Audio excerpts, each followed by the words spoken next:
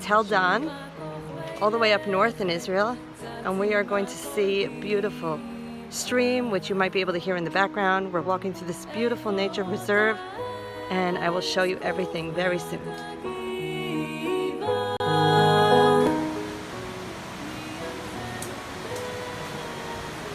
This is our hike towards the stream, which you can hear, I'm sure.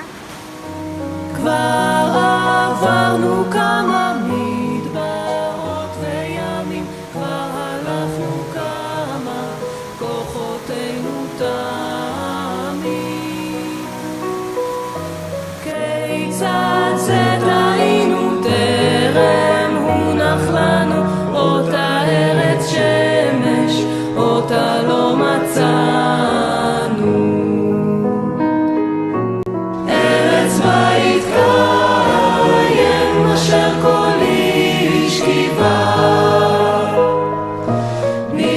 As you can see, we've reached a place that's still being excavated.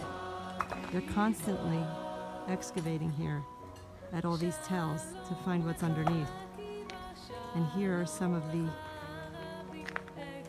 things that they're uncovering.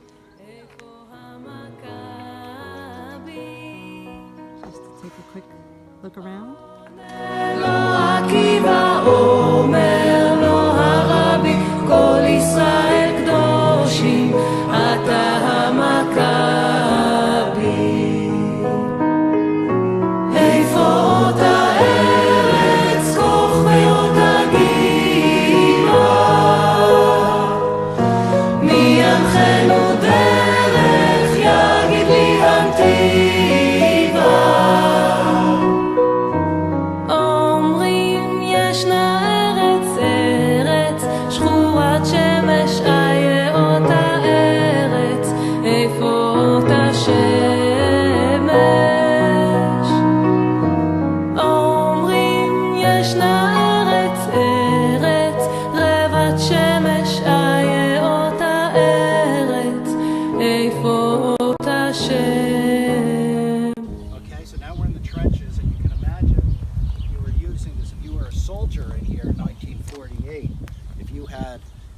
The Lebanese soldiers and Jordanian soldiers coming and shooting, you would be staying very low. You wouldn't be up here with me. You would be really all the way down here. And I'm guessing they had some more protection here.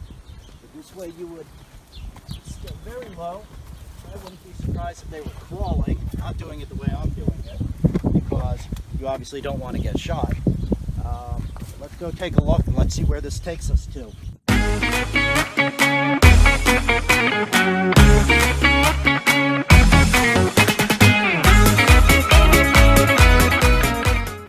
Over here we have what is the remains, I guess, of a cement, a cement pillbox, I suppose, where the soldiers would stay away from them. So maybe as the soldiers were taking turns, one could stay here while another one stays there. I believe if I got the story right, what would happen is the soldiers that stayed on post there, the soldiers that they relieved would stay here and they would switch.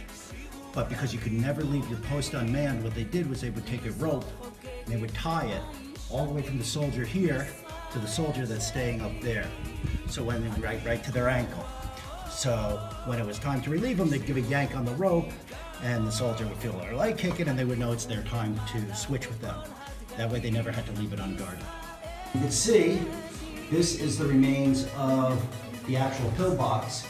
So there'd be a machine gun on this turret here and you could actually see through where you would shoot at the enemy soldiers.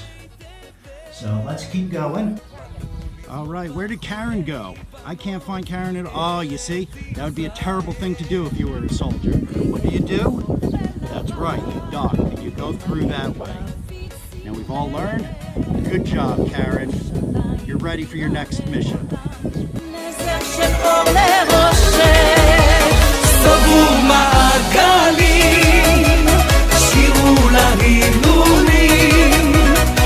סוף חוגגת בעין שנים ישראל שלי הדליקו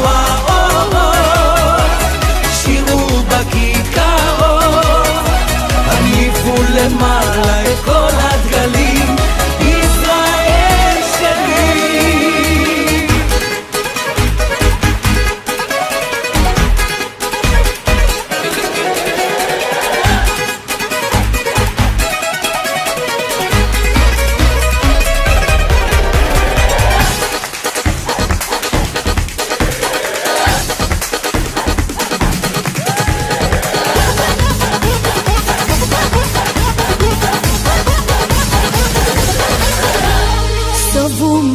מעגלים, שירו להילולים, מי זו חוגגת So welcome to the Banias Nature Reserve. Pretty noisy here because we got the rush water. Right now we're heading towards the Banias waterfall. It's the tallest waterfall in Israel. It's about 33 meters, about 100 feet. And Banias is actually named after the Greek god Pan. In Arabic they translated Panias to Banias. That's why it changed. We're going to go take a look at the waterfall, and we're going to go over to the other side, and we're going to take a look at some more ruins. Yalla yalla ya lili, yalla yalla ya lili, yalla yalla ya lili, yalla yalla ya lili, oh yalla yalla ya lili, yalla yalla ya lili, yalla yalla ya lili. Tanz tanz tanz habibi.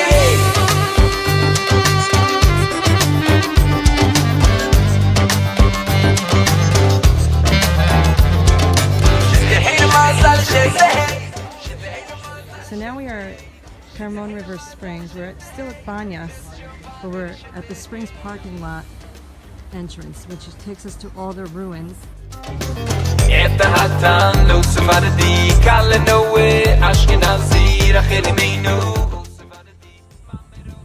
Okay, we're at the Greek ruins now in the Banias. Sitting over here, this was the Temple of Augustus, which sits right in front of the grotto for the god Pan.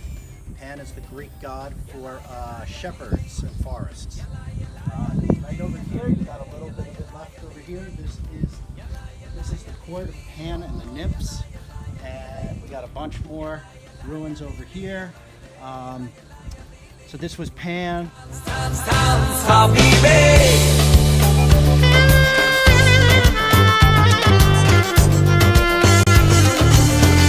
China, oh Sephardi, oi di shoma, Ashkenazi, Yossi Avi, oh Sephardi, Yoi Mashmini, Ashkenazi, Moadim Nesimcha, oh Sephardi, Agid Yontiv, Ashkenazi, Shete Hele Mazal, oh Sephardi, Bet Shabati, Ashkenazi.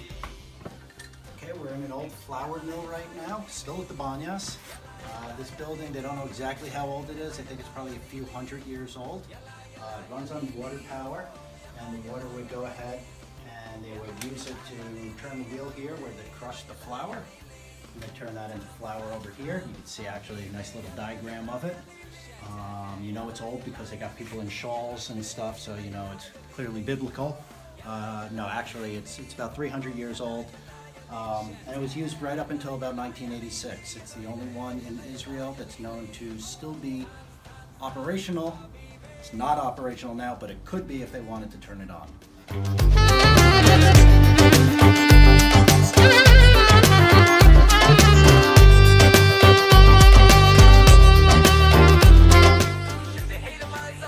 Here we are at the Palace of Agrippa. It used to be the Palace of Agrippa. Where we have here, you can see in this curved area here, they curved out the walls from the entrance that's over here on both sides, and what that allowed the soldiers to do was to have a viewpoint above the entrance, and they could help guard it better. You can see down here, you can see actually a notch where it goes lower, and what they did was they fed an aqueduct that would bring water into the palace. So now we're going to go in, we're going to explore a little more.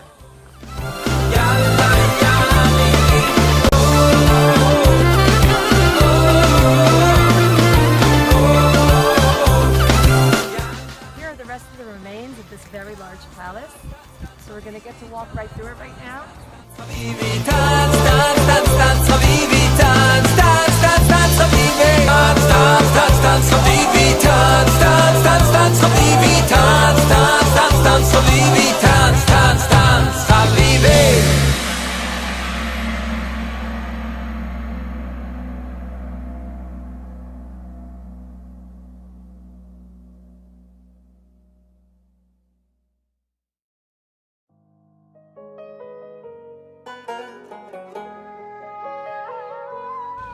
to Nimrod's fortress. We are still in the Upper Galilee. We are actually at the foot of Mount Hermon in the Golan Mountains. Nimrod's fortress, we're about 2,700 feet up. It's actually a medieval Muslim fortress. It was built in the 1200s to stop the Crusaders from entering Damascus from their entry point in Tyre, which is now part of Lebanon.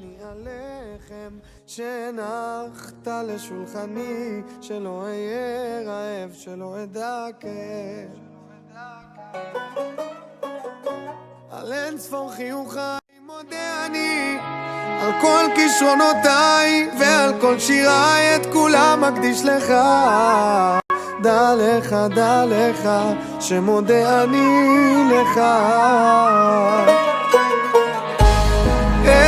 אצעק לך אדיר שמך, אליך אקרא לך. Okay, so that passage that we just went through, that's a secret passage. So what they used to do is they had another stone like these stones that wasn't very heavy, but it would sit in front of this, so it looked like a solid wall. But they could move the stone and then they can go up this big passageway. Let's go take a quick look. When I go up, you can see it goes up, and then it goes up even further, so that some soldiers could be down at the bottom, and then they could quickly get up top if they needed to. נתת לי חיי על יום המנוחה מודה אני על שפע וברכה למשפחה כל כולי רק בזכותך דע לך שמודה אני לך